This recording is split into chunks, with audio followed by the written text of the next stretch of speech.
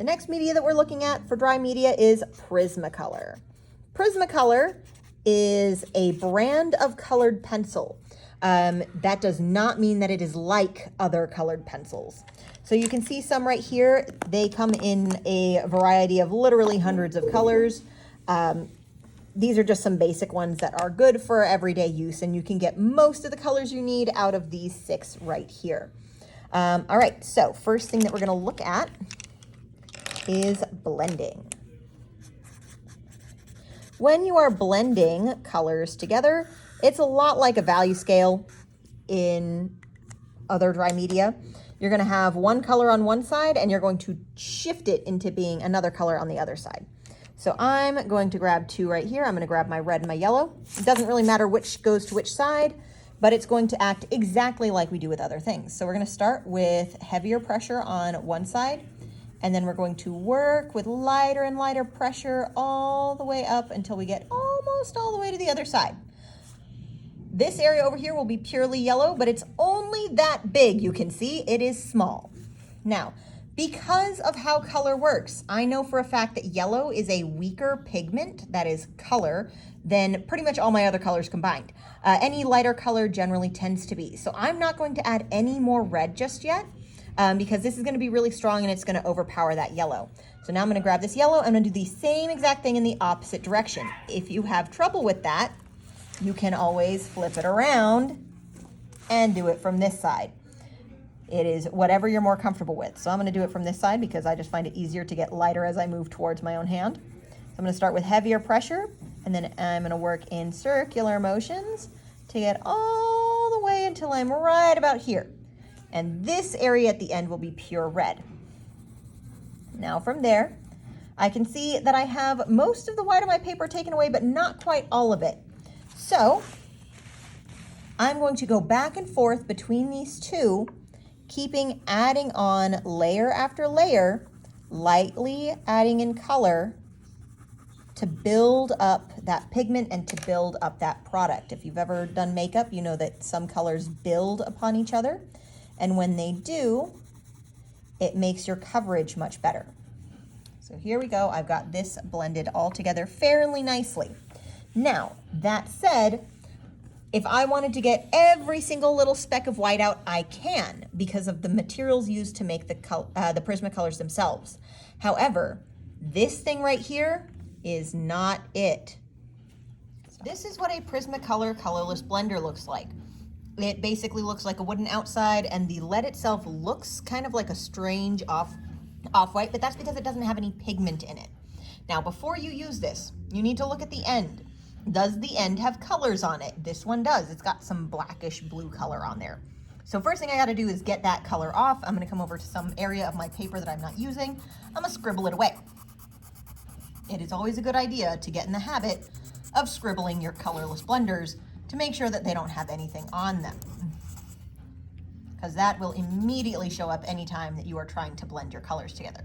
All right, so now that this is fairly smooth, I'm gonna come over here and I'm gonna start using a little bit more pressure and small circular motions to color over my blending.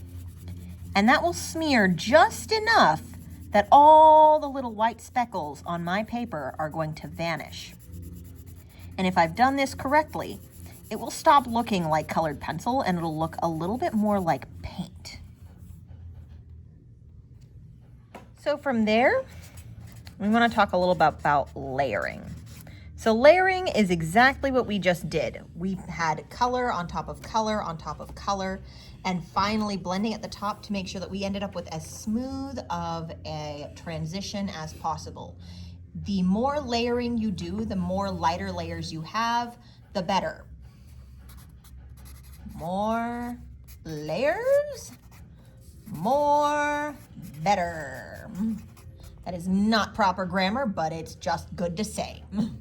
All right, so burnishing. Burnishing is one of the very few things that you want to use sparingly in Prismacolor techniques because it hurts your hand. It is using pressure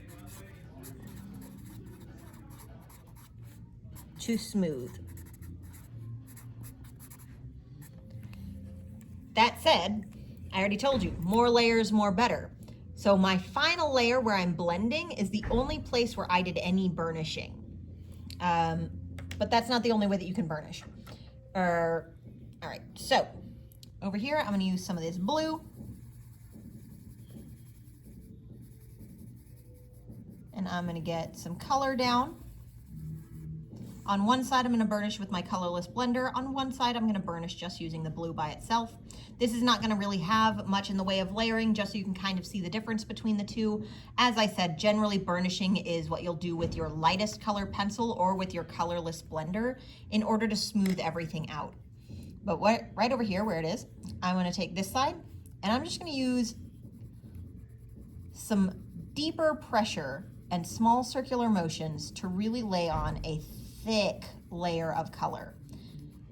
Burnishing like this does clear off all of the white speckles of your paper, but it is very difficult to work on top of. Once you've burnished, there's no going back. So again, use it sparingly and only when you need to. It is better to smooth everything out with layers and then do a just final blending burnishing on top. Because if you don't have enough, then watch so. So first off, I have crap on here, so I'm gonna come in and scribble that off. And then I'm going to give this a quick sharpen. One thing to keep in mind with colored pencils, any kind of colored pencils, but Prismas especially, if you can see that.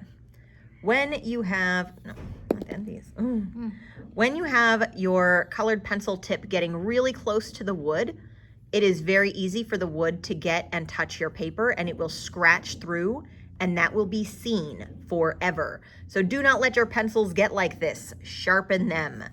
So I'm just going to come over here and give it a few little twisties. They will sharpen forever, so do stop after a few twists, and once you have a point on, go ahead and stop there. Don't worry about going any further. And now watch this. If I do not have enough color on here when I burnish, it's not going to be the same blue. It is mixing and smearing so that it's slightly transparent, and through it you can see the white of the paper. All right, just as further illustration of why burnishing should be done as the last thing, I've burnished this area right here. Paper has a little bit of grit to it. That's called tooth. It's what grabs onto colors from colored pencils and charcoal and chalk pastels and oil pastels and everything. When you burnish, you flatten that tooth out so it becomes very smooth and slick. And because of that, if you can see really closely, you might see that this blue that I've added on is very patchy. Things do not stick as well to this flat stuff, and they definitely don't show up as well either. So burnishing should really only be done as the very last step. When you try and work on top of it, it's generally not going to look very good. All right, the last thing that I want to show you guys is shading with the Prismas. We're gonna do two little examples right here. Excuse me, not two, three. Three little examples right here. One is going to be shading with black. One is going to be shading with a complementary color. And one is going to be shading with a dark color. Okay, so three different ways to shade in really any media, but I like to show it using Prismas. And that is with a black, with the opposite color, and a dark color. Now, everyone's first instinct is to grab black when you're shading and use that as your means of adding shadow. Now, does this work? Yes. The problem is that black, especially black art materials, are not really black. They're generally just conglomerations of really dark blues or oranges or whatever. That's why whenever you bleach a sweatshirt, it usually ends up like orange rather than white or something like that. Now, when you use black to shade things, it tends to flatten everything out. It doesn't look very realistic because shadows in real life are not actually black. They're various other dark colors. So does shading with black work? Yes, and I'll smooth that out in a little bit so you can kind of see what it starts to look like. But it tends to look kind of weird. Complementary color. The complementary color is the color on the opposite side of the color wheel to the color being used. So in the case of yellow, the complementary color that is generally accepted is violet. Is that technically 100% true? It's close enough. So I'm going to use purple as my color for mixing. When you use the opposite color on the other side of the color wheel to do your shading, this tends to be a more realistic shadow, but it also tends to make everything much more dull. All of the colors dim themselves down, especially where the colors are mixing, because this purple is made of red and blue, this yellow is the last of the three primaries, and all three primaries together always end up with some kind of neutral, brown, gray, baby poop looking color. So this is probably gonna look like a hot mess. Is it more realistic than the black? Absolutely. Does it look good? Not always. And then this very last one is just dark, a dark color. My preferred dark color is this one right here, blue indigo or indigo blue. You'll notice it looks very much like it is black, but this is just a very dark navy blue, and it's a very good black replacement. Anytime that you're thinking, oh, I should shade it with black, grab this one instead, I implore you. Dig deep into your hearts and souls and know that I am right. All right, now when I start coloring here and I start blending this out, you'll notice that it is much more of a green tone because this is a blue that we're adding to this yellow right here. And it tends to have a much richer composition than just the black, but it's not neutralized the way that the purple is on this yellow. It's not smearing into a muddy color. It's just a very rich kind of emerald green. All right, so I'm gonna blend these a little bit smoother off camera so you can see the final results and what they look like and see how you like them. Remember, all of them are useful in different times, and it's just up to you and your artistic vision to figure out which one's best for you. All right, so here these all are more smoothly blended. I did add a few more layers of each of the colors, yellow as my base, and then my black, my purple, and my indigo blue.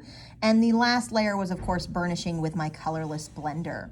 All right, so my black, you can see right here, my black does take over my yellow quite a bit. That's fine. If I need it to be shaded, that's cool. But it does tend to make it just look a little bit boring and flat. My purple right here, y'all probably can't see it in the video, but I promise you this looks like a very strange brown right here, a little bit like what comes from a baby's behind. So might be useful, might not be. And then this over here, this really rich like teal emerald green through this like spring green up to this yellow, that's when I was using my blue to blend, that very dark indigo blue. All of them, again, useful in different respects, and they all look lovely. All right, so here we have some examples of Prismacolors being used in an art class. Specifically, we have this little row of sugar skulls that were all colored with Prismas in different color schemes, and we have the bones of this particular image. The background is a bunch of different materials, but the bones right here are black and white on a brown paper. So this is a black and white colored pencil, the Prismacolor, and you can see how well they've blended and they've burnished with their Colorless Blender really nicely, so everything ends up nice and shiny. One thing that I do need to note is that some of these are now to the age where the wax that allows all the colors to be really nice and smooth has slowly surfaced to the top of my pictures. And sometimes whenever you see that happen, you just need to rub some of that little residue off. Just using your fingers works. You can kind of see it coming off on my fingers there. Doesn't really change the overall look of the picture much, but it does get a little bit of a light haze off of it after it's been sitting for, 6 to 8 months or so. So this right here doesn't need sealing or anything. It is perfectly contained, and in some cases, it is lightly waterproof. But you can see how wonderfully these are all blended together.